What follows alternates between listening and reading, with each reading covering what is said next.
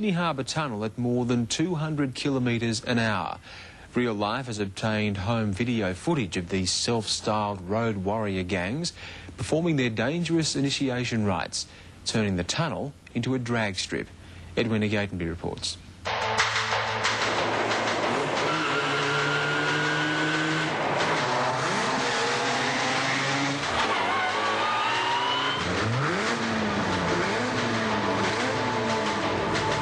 It's an illegal and highly dangerous game, played with some of the most powerful machines on the road, and it's been a secret until now.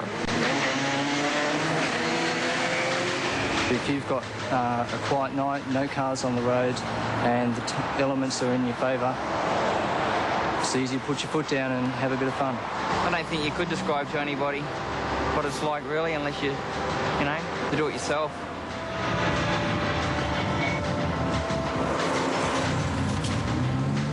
This is their ultimate racetrack, the 2 kilometres of Sydney's Harbour Tunnel.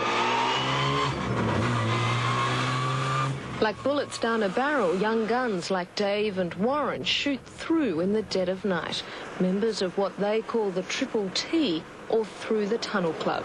To join, you've got to travel at 200 kilometres an hour or more. It's just so easy for me to do things within my ability that would outstand the average Sunday driver. You'd maybe dismiss it all as just the boasting of hoons and rev heads tanked up on testosterone, until you see this. A home video taken of a Triple T driver making his initiation run. Watch, and the speedometer's soon touching 200.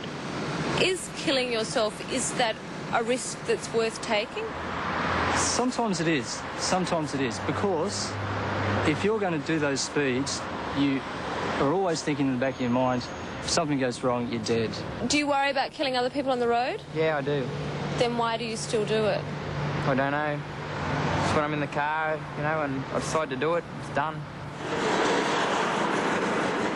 This time sticking to the 70k speed limit, David relives his own first run from the moment he enters the tunnel. Probably quite a bit of adrenaline running through my system at the time, and I'd probably be up to about 130, 140, seeing the clear run ahead of me, that there's no cars ahead. You just plant your foot and let it go.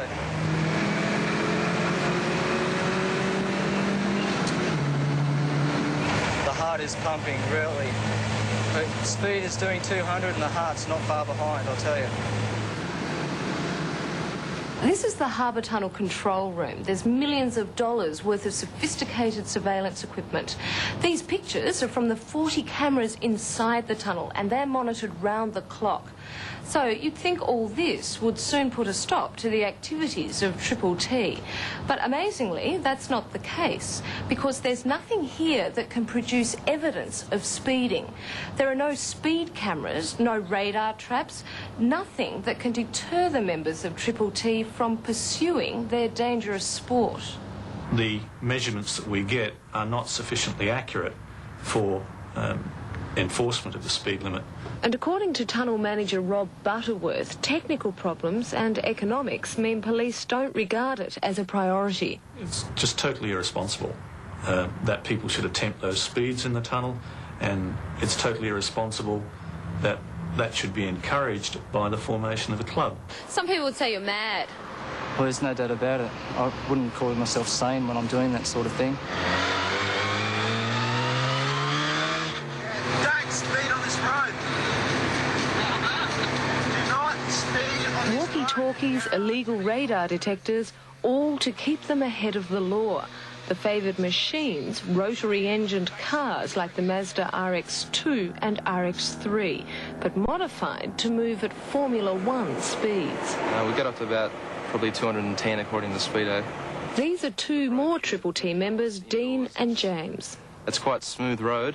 The corner, which doesn't seem much at about 70 or 80 k's an hour, is quite a drastic turn at 200. Dean and James reckon they're pretty good drivers. They're in control, they know what they're doing. And if you happen to be sharing the road with them, you'd want to be pretty sure about that too.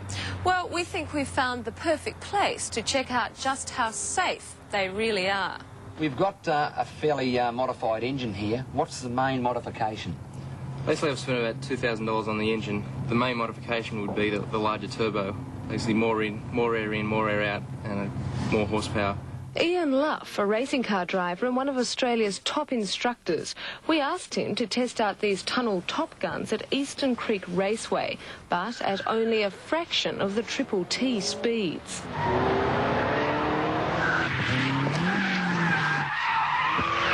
What's the speed down through here? 100. Keep going, come on. You're only doing 100. You reckon you do 200 on the road? Bring it in. Come on, turn it in. Come on, turn it. Come on. Let's go.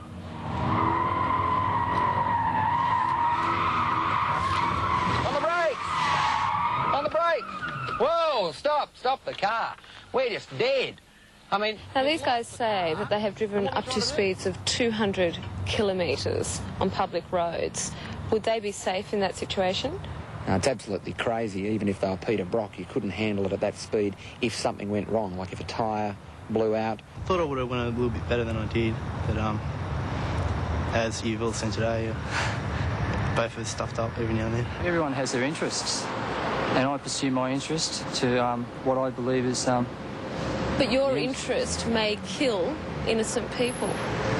My interest may kill innocent people only if I make the wrong judgment, and so far I've been right. I'd like to see speed cameras in the tunnel as soon as possible. I believe that would have the effect of stopping it very quickly. But that decision rests with the police. So far, there have been no serious high-speed crashes in the tunnel, but Rob Butterworth says it's just a matter of time. Do you see yourself going through the tunnel again at this speed? There's no doubt about it. So when you drive in a car like that, you get the itch, you put your foot down. If you get out safe and sound, it's all worth it.